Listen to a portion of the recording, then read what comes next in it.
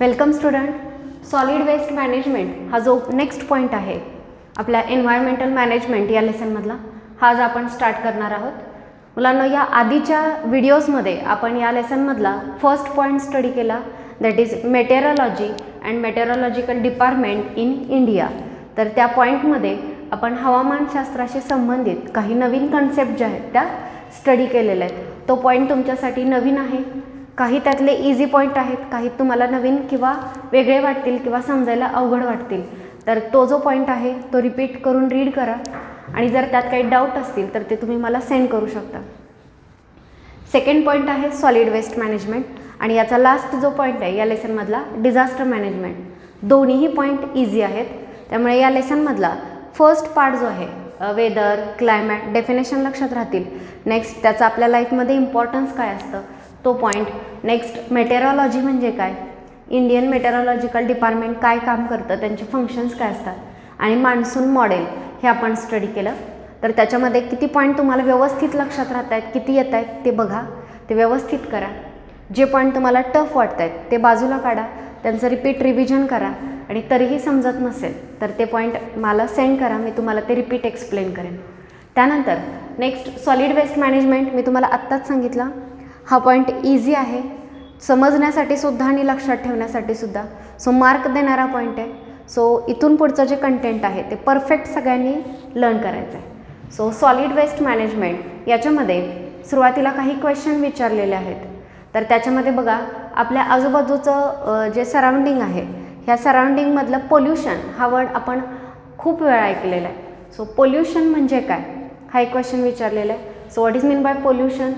So आपल्या एन्व्हायरमेंटमध्ये असे काही हार्मफुल सबस्टन्सेस ॲड केले, एक्स्ट्रा सबस्टन्सेस ॲड केले जे त्या एन्व्हायरमेंटला हार्मफुल ठरतात, घातक ठरतात.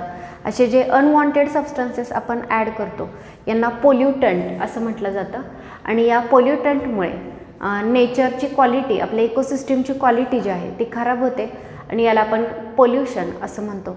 सो वेगवेगळ्या टाईपचे पोल्युशन तुम्हाला माहीत असतील.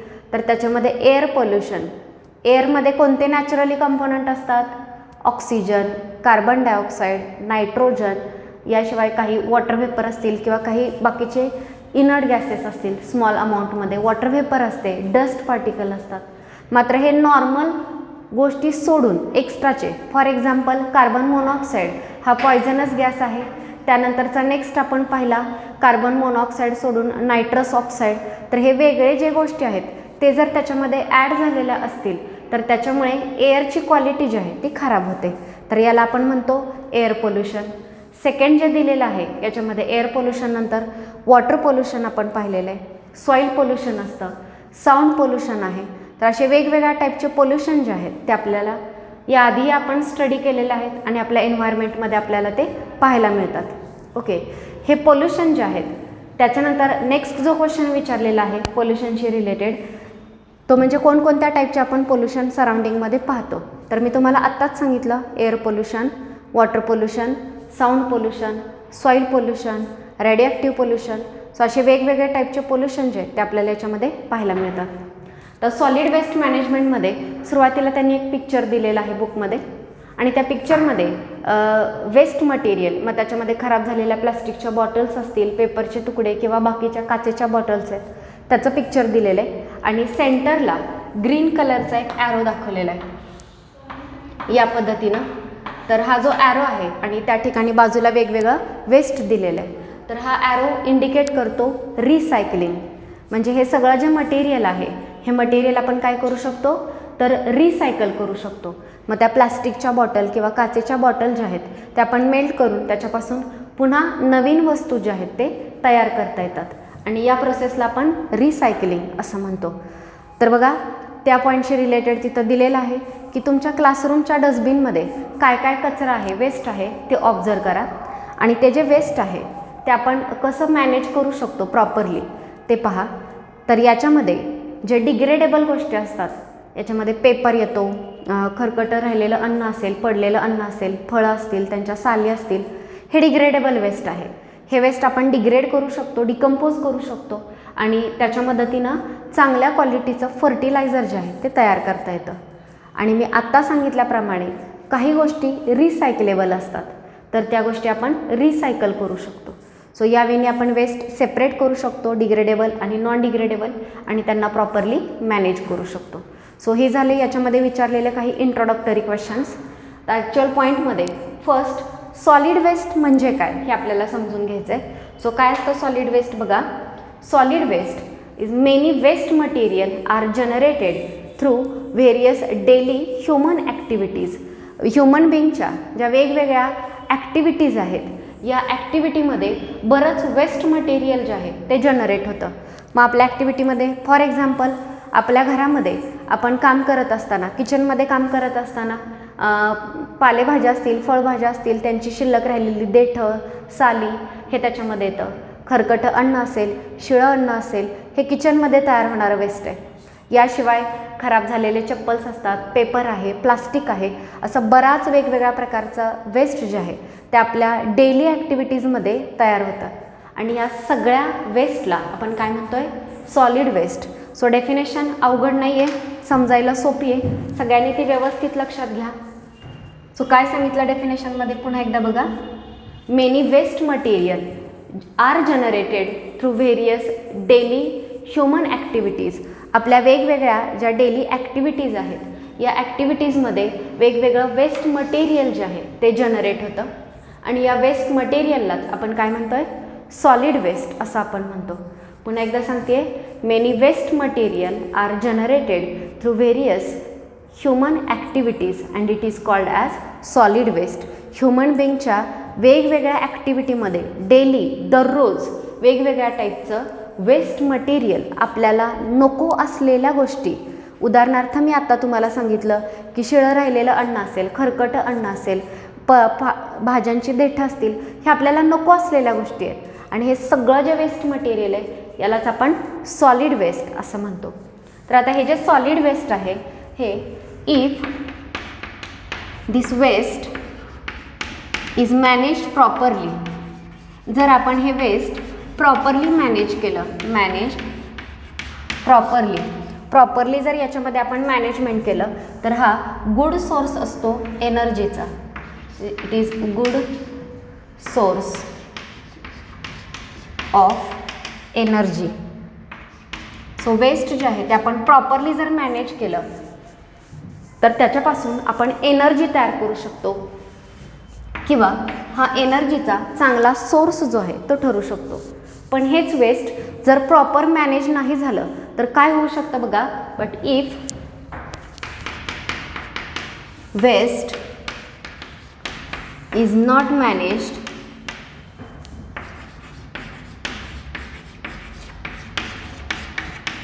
properly, then it causes various problems. जर वेस्ट प्रॉपरली मॅनेज नाही झालं तर याच्यामधून वेगवेगळे प्रॉब्लेम जे आहेत ते क्रिएट होतात. मग आता कोणते प्रॉब्लेम क्रिएट होतात बघा. वेस्ट जर आपण प्रॉपरली मॅनेज केलं नाही, मॅनेज करणं म्हणजे काय, तर तुम्हाला माहिती आहे ओला कचरा सुका कचरा वेगळा करा असं सांगतात. आपण रोज ऐकतो, घंटागाडी येते आपल्याकडे, त्यातही सांगितलं जातं. याचं कारण काय आहे, तर ओला कचरा आणि सुका कचरा जर आपण बाजूला केला तर त्यातल्या ओल्या कचऱ्यापासून खत तयार करता येतं, फर्टिलायझर तयार करता येतं. आणि जो दुसरा नॉन डिग्रेडेबल वेस्ट जे असेल सुका कचरा, तर त्यातल्या काही गोष्टी आपण रिसायकल करू शकतो आणि रिसायकलिंगनी त्याच्यापासून नवीन मटेरियल तयार करू शकतो. मात्र हे जर तुम्ही एकत्रच फेकलं ओला आणि सुका कचरा तर याच्यामुळे खूप वेगवेगळे प्रॉब्लेम जे आहेत ते क्रिएट होतात. तो ओला कचरा कुजवून आपण वापरू शकतो, तोही वापरता येत नाही. आणि जे रिसायकलेबल गोष्टी आहेत त्याही प्रॉपरली रिसायकल करता येत नाही. तर त्यासाठी त्यांना मॅनेज करणं गरजेचं आहे, प्रॉपरली सेपरेशन करणं आणि त्यांचं पुढे काय करायचं हे प्रॉपर वेनी करणं गरजेचं आहे. तसं जर केलं नाही तर काय काय प्रॉब्लेम होतात बघा. तर याच्यामध्ये फर्स्ट हा सॉइल पोल्युशन कॉज करू शकतो. So if waste is not manage properly, याच्यामध्ये काय काय प्रॉब्लेम होतात. त्यात फर्स्ट सॉइल पोल्युशन कॉज केलं जातं. सॉइल पोल्युशन, आपण हे जे वेस्ट आहे ते जमिनीवरती टाकून देतो. या वेस्टमध्ये काही टॉक्झिक सबस्टन्सेस असू शकतात जे सॉईलमध्ये पर्कोलेट होतात आणि सॉईलमध्ये पर्कोलेट झाल्यानंतर ती सॉईल जी आहे ती खराब व्हायला सुरुवात होते. सो सॉईल पोल्युशन कॉज होतं. इवन हे सॉलिड वेस्ट वॉटर पोल्युशनसुद्धा कॉज करतं. वॉटर पोल्युशन कसं काय कॉज केलं जाईल तर बघा, ग्राउंडच्या खाली जे काही वॉटर आहे त्या वॉटरमध्ये ते वेस्ट जे आहे त्या वेस्टमधले जे टॉक्झिक मटेरियल किंवा जे काही हार्मफुल थिंग्स आहेत ह्या पर्कोलेट होतात आणि त्या अंडरग्राऊंड वॉटरमध्ये मिक्स होतात आणि यावेळी ते वॉटर पोल्युशन कॉज करतात. इव्हन तुम्ही बऱ्याचदा पाहिलं असेल, कचरा जो आहे तो जवळपास असणाऱ्या वॉटर सोर्समध्ये फेकून दिला जातो. म्हणजे गावाच्या जवळून, शहराजवळून एखादी नदी जात असेल किंवा समुद्र असेल तर डायरेक्टली कचरा त्या वॉटरमध्ये फेकला जातो आणि याच्यामुळे ते वॉटर पोल्यूट होतं आणि त्याच्यामध्ये असणाऱ्या ॲक्वॅटिक ऑर्गॅनिझमला त्याचा त्रास होतो. सो हा सेकंड प्रॉब्लेम आहे. जर वेस्ट प्रॉपरली मॅनेज केलं नाही तर सॉईल पोल्युशन कॉज करू शकतं, वॉटर पोल्युशन कॉज करू शकतं. त्यानंतर नेक्स्ट याच्यामध्ये इकॉनॉमिक ग्रोथ जी आहे, economic growth is affected. Economic growth जी आहे ती अफेक्ट होते. ओके, म्हणजे आपली इकॉनॉमिक ग्रोथ प्रॉपर होत नाही. आणि त्यानंतर नेक्स्ट जे दिलेलं आहे ते म्हणजे environment degradation, environmental degradation.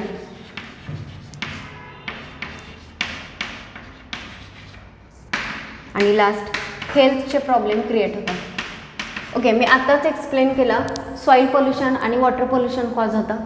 Next economic growth. आपली जी इकॉनॉमिक ग्रोथ आहे, आर्थिक प्रगती जी आहे जशी व्हायला हवी तशी होत नाही. ह्या सॉलिडला प्रॉपरली मॅनेज न केल्यामुळे किंवा ह्या वेस्टला प्रॉपरली मॅनेज न केल्यामुळे अशा वेगवेगळ्या गोष्टी पोल्यूट होणं, त्याचा आपल्या हेल्थवरती परिणाम होणं, ह्या सगळ्या गोष्टींमुळे आपली इकॉनॉमिक ग्रोथ जी आहे, आर्थिक प्रगती जी आहे ती कमी होते. Environmental degradation. आपल्या आजूबाजूचा जो निसर्ग आहे, जे नेचर आहे ते डिग्रेड व्हायला लागतं या वेस्टमुळे किंवा खराब व्हायला लागतं. आपल्या हेल्थवरती त्याचा ॲडव्हर्स इफेक्ट होतो. सो बघा, सॉलिड वेस्ट जर आपण प्रॉपर मॅनेज केलं तर तो एनर्जीचा एक चांगला सोर्स आहे.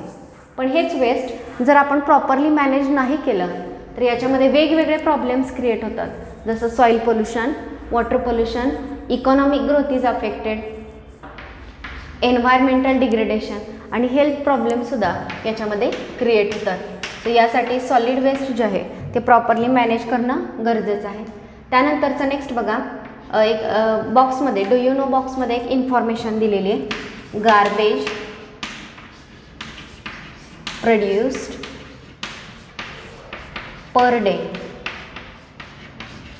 एखाद्या सिटीमध्ये, एखाद्या शहरामध्ये एका दिवसाला किती कचरा जनरेट होतो, मेन मेट्रो सिटीजमध्ये इंडियामधल्या ते दिलेलं आहे. तर याच्यामध्ये फर्स्ट दिलेलं आहे मुंबई. तर बघा, मुंबईमध्ये जवळपास 5000 टन पर डे एवढं सॉलिड वेस्ट एकट्या मुंबईमध्ये जनरेट होतं. पुणे सिटीमध्ये 1700 टन्स पर डे आणि नागपूर या सिटीमध्ये जवळपास 900 टन्स पर डे एवढं वेस्ट जे आहे ते जनरेट होतं. आता हे का दिलेलं आहे बघा, garbage produced per day in various metro cities in India. So in that first is Mumbai. मुंबईमध्ये पर डे किती सॉलिड वेस्ट तयार होतं तर जवळपास 5000 टन्स एवढं वेस्ट जे आहे ते एका दिवसाला जनरेट केलं जातं. पुण्यासारख्या शहरामध्ये 1700 टन्स आणि नागपूरमध्ये जवळपास 900 टन्स पर डे एवढं वेस्ट जे आहे ते जनरेट होतं. तर ही फॅक्ट का सांगितलेली आहे तर आपल्या लक्षात यावं की आपण एका दिवसाला किती कचरा तयार करतो आहे आणि हे जर वेस्ट आपण मॅनेज नाही केलं तर भविष्यात ह्या वेस्टमुळे किती मोठा प्रॉब्लेम क्रिएट होऊ शकतो हे लक्षात यावं, यासाठी या फॅक्ट्स दिलेल्या आहेत. याशिवाय त्यांनी एक इन्सिडन्स, एक घटना सांगितलेली आहे. त्याच्यामध्ये बघा, मुंबईमध्ये 26 जुलै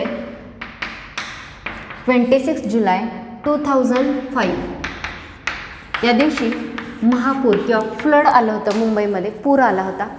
तर हा जो पूर आलेला त्याचं रिझन जेव्हा नंतर ॲनालिसिस केलं गेलं तर बऱ्याचदा पूर येण्याचं काय कारण असतं, तर खूप मोठ्या प्रमाणात पाऊस पडणं, अतिवृष्टी होणं, अशी वेगवेगळी रिझन असतात. मात्र मुंबईमध्ये 26 जुलै 2005ला जे फ्लड आलं त्याचं मेन रिझन काय होतं, तर सॉलिड वेस्ट प्रॉपरली मॅनेज न केल्यामुळे. हे जे वेस्ट आहे ते गटर्स किंवा मोठ्या मोठ्या पाईपलाईन ज्या आहेत वेस्ट वॉटर कॅरी करणाऱ्या, त्याच्यामध्ये हे वेस्ट फेकलं गेलं आणि त्याच्यामुळे त्या पाईपलाईन्स बंद झाल्या आणि पावसाचं पाणी जे आहे ते फ्लो न झाल्यामुळे ते सिटीमध्ये अडकलं आणि त्यामुळे तिथं मोठ्या प्रमाणावरती फ्लड जे होतं ते आलं होतं. सो या पद्धतीनं असे वेगवेगळे डिझास्टर जे आहेत ते तयार होतात जर सॉलिड वेस्ट प्रॉपरली मॅनेज केलं नाही तर. सगळ्यांनी इथपर्यंत लक्षात आलं का बघा. सगळ्यात महत्त्वाचा पहिला हा पॉईंट किंवा ही डेफिनेशन सगळ्यांनी नोटबुकमध्ये नोट डाऊन करा. सॉलिड वेस्ट म्हणजे काय? Many waste material generated through various human activities is called as solid waste. Human बिंगच्या वेगवेगळ्या ॲक्टिव्हिटीमध्ये जे काही वेस्ट मटेरियल तयार होतं त्या वेस्ट मटेरियलला सॉलिड वेस्ट असं म्हटलं जातं. हे वेस्ट जर आपण प्रॉपरली मॅनेज केलं तर तो एनर्जीचा एक उत्तम सोर्स आहे. मात्र हेच वेस्ट प्रॉपरली मॅनेज नाही केलं गेलं तर याच्यामुळे बरेच प्रॉब्लेम्स क्रिएट होतात, जसं की soil pollution, water pollution, economic growth is affected, environmental degradation is there due to this improper management of solid and health problems are also created. Waste जर प्रॉपरली मॅनेज नसेल झालेलं तर त्या वेस्टमध्ये वेगवेगळे व्हेक्टर्स ग्रो होतात आणि त्याच्यामुळे आपल्याकडे वेगवेगळे साथीचे आजार जे आहेत ते पसरायला लागतात. इथे एक फॅक्ट सांगितलेली आहे, गार्बेज प्रोड्यूस्ड पर डे. तर ह्या मेट्रो सिटीजमध्ये एवढ्या मोठ्या प्रमाणात पर डे गार्बेज जे आहे ते प्रोड्यूस होतं, जे आपल्याला सांगते की प्रॉपर मॅनेज नाही केलं तर फ्युचरमध्ये एका दिवसाला जर 5000 टन एवढं जर वेस्ट असेल तर हे वेस्ट नाही मॅनेज केलं तर एका वर्षभरात, एका महिन्यात किती गार्बेज कलेक्ट होऊ शकतं आणि त्याच्यामुळे किती मोठा प्रॉब्लेम होऊ शकतो याचा अंदाज येईल. आणि त्याची एक घटना दिलेली आहे. 26 जुलै 2005ला मुंबईमध्ये जे फ्लड आलं होतं त्या फ्लडचं रिझन वेगळं काही नाही तर इम्प्रॉपर सॉलिड वेस्ट मॅनेजमेंटमुळे तिथं ती फ्लड जे आहे ते आलं होतं. यानंतर नेक्स्ट आपण स्टडी करणार आहोत या सॉलिड वेस्टचं क्लासिफिकेशन. वेगवेगळ्या क्लासेसमध्ये केलं जातं, तर ते क्लासिफिकेशन कसं केलं आहे ते आपण पाहतोय. सो बघा,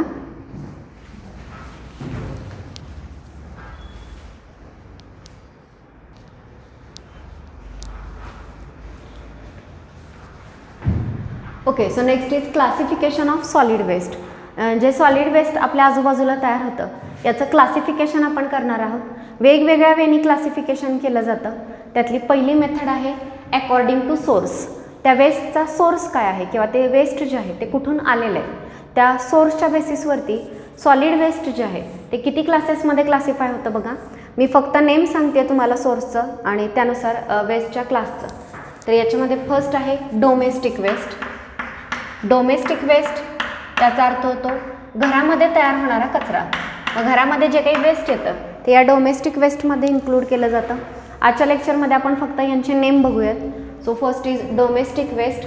सेकंड जे दिलेलं आहे ते आहे industrial waste.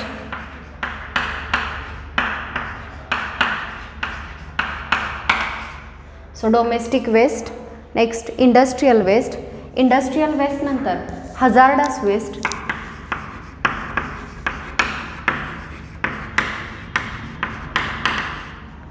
Radio waste,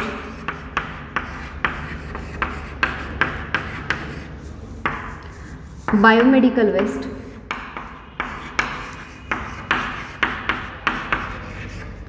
E waste. बघा, डोमेस्टिक वेस्ट म्हणजे घरामध्ये तयार होणारा कचरा.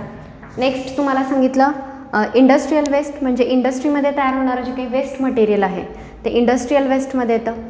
हजार्डस वेस्ट म्हणजे अतिशय हार्मफुल सबस्टन्सेस ज्या वेगवेगळ्या सायंटिफिक प्रोसेसमध्ये तयार होतात ते हजार्डस वेस्ट.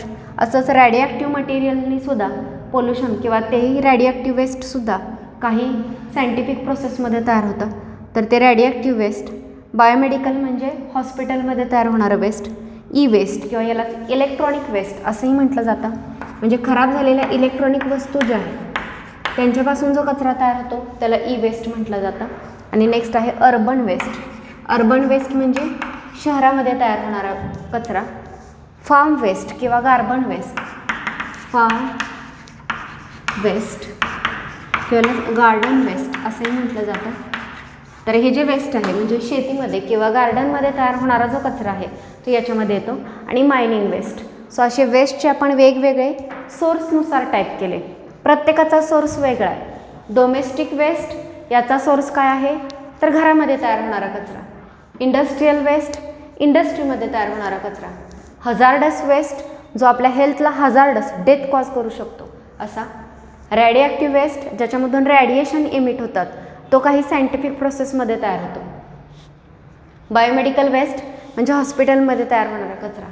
ई वेस्ट किंवा इलेक्ट्रॉनिक वेस्ट याच्यामध्ये वेगवेगळ्या इलेक्ट्रॉनिक गॅजेट्स जे आपण यूज करतो खराब होतात. फॉर एक्झाम्पल मोबाईल खूप यूज केले जातात, मग त्यांच्या वायर्स असतील, चार्जर्स असतील किंवा त्याच्या बॅटरी खराब झालेल्या हे जे आपण फेकून देतो किंवा मोबाईल फोन्स कधी कधी टाकून दिले जातात खराब झालेले, तर हे जे आहे सगळं ई वेस्टमध्ये येतं. अर्बन वेस्ट शहरामध्ये तयार होणारा कचरा. फार्म वेस्ट किंवा गार्डन वेस्ट म्हणजे शेतामध्ये तयार होणारा कचरा. आणि मायनिंग वेस्ट म्हणजे खाणकाम व्यवसाय ज्या ठिकाणी चालू असतो त्या ठिकाणी तयार होणारा कचरा. सो यावेळी सोर्सनुसार आपण सॉलिड वेस्टचं क्लासिफिकेशन केलेलं आहे. तर ह्या क्लासिफिकेशनचा एक चार्ट बुकमध्ये दिलेला आहे. तर हा चार्ट आपण नेक्स्ट लेक्चरमध्ये डिटेल स्टडी करणार आहोत. आजच्या लेक्चरमध्ये आपण इथेच थांबतो आहे. आज शिकवलेलं जे सॉलिड वेस्ट आहे आणि त्याची इन्फॉर्मेशन सगळ्यांनी व्यवस्थित बुकमधून रीड करायची. So thank you.